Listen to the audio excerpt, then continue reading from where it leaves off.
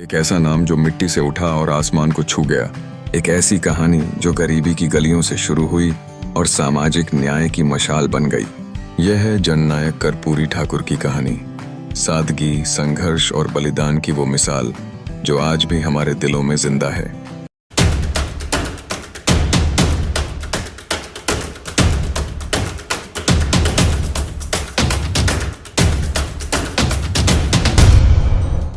चौबीस जनवरी 1940 को बिहार के समस्तीपुर जिले के पितौंजिया गांव में एक साधारण नाई परिवार में कर्पूरी ठाकुर का जन्म हुआ।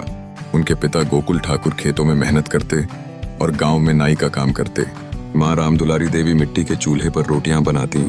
लेकिन इस गरीबी में भी एक सपना था, अपने बेटे को पढ़ाने का सपना। कर्पूरी की पढ़ाई आसान नहीं थी। एक बार स्कूल की फीस के लिए उनके पास पैसे नहीं थे। वे गांव के जमींदार के पास गए। जमींदार ने कहा, पैसे चाहिए तो मेहनत करो। ले फिर क्या? नन्हे कर्पूरी ने 27 बाल्टी पानी भरकर फीस के पैसे कमाए। यह वो पल था जब उनके भीतर का जुझारूपन जाग उठा। गांव के सवर्ण शिक्षक सिर्फ ऊंची जाति के बच्चों को पढ़ाते थे। कर्पूरी ने हार नहीं मानी। वे पुआल में छुपकर चुपचाप पढ़ाई सुनते। 1922 में जब वे मैट्रिक पास हुए तो गांव में सिर्फ 5 बच्चे ही पास हुए थे। उनमें से एक थे कर्पूरी। 1942 का भारत छोड़ो आंदोलन, देश आजादी की जंग लड़ रहा था। कर्पूरी कॉलेज छोड़कर सड़कों पर उतर आए। उनकी उम्र थी महज 18 साल, लेकिन जज्बा ऐसा कि अंग्रेज भी कांप उठे। पटना में एक सभा में उन्होंने कहा, हमारी आबादी इतनी है कि थूक से ही अंग्रेजी राज बह जाएगा। इस भाषण के बाद उन्हें जेल में डाल दिया गया। 26 महीने तक भागलपुर जेल में उन्होंने यातनाएं सही, लेकिन हौसला नहीं टूटा। जेल से निकलने के बाद वे शिक्षक बने, लेकिन उनका मन तो समाज को बदलने में था।